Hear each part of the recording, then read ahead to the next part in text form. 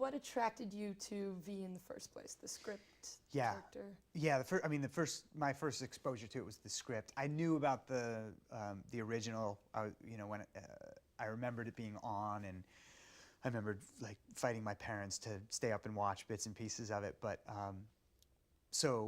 but it had been long enough ago that it wasn't sort of fresh in my mind. So I sat down and read the script like someone who had never known about it, and I mean, it seemed like a minute went by and I put it down, and it was just really great storytelling. Great characters, obviously an incredibly suspenseful and epic event, aliens arriving on Earth.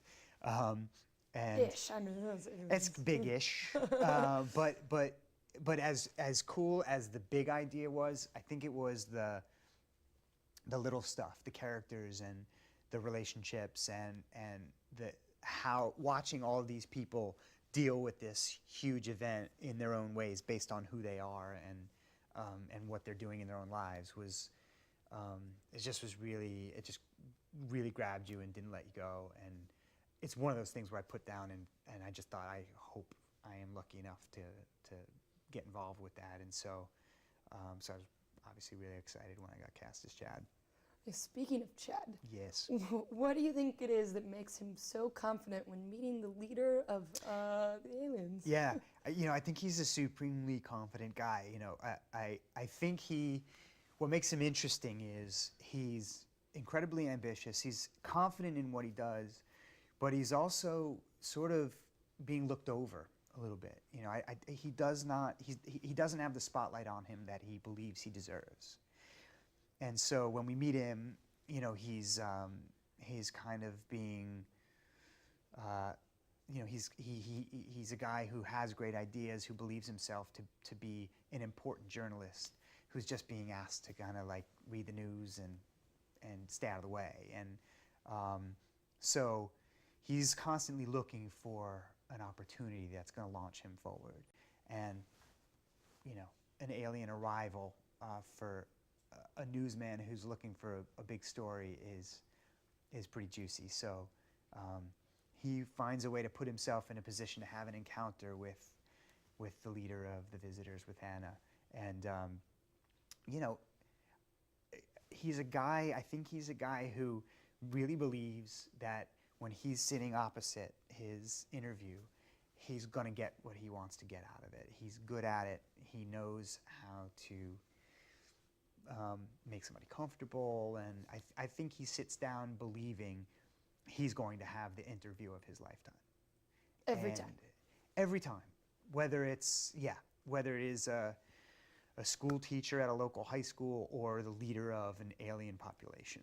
I think he believes this is going to go great for me.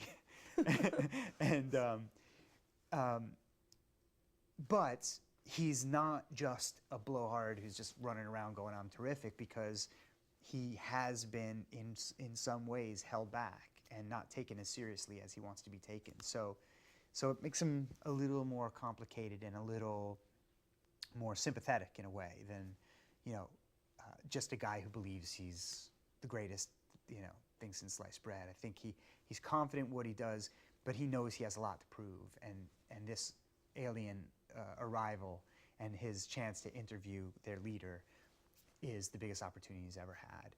Unfortunately, it quickly takes a turn for the worse because she puts him in a position where she takes advantage of his vulnerability and the fact that she knows he's a bit up for grabs and desperate.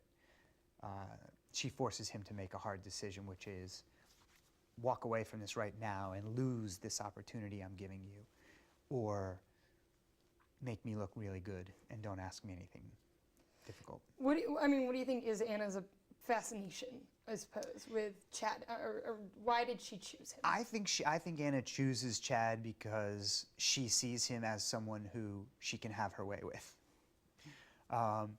Interestingly, he looks at her and all of the people he interviews similarly. So I think he was picked because I think she thinks he's just ambitious enough to do and say exactly what I tell him to do and say.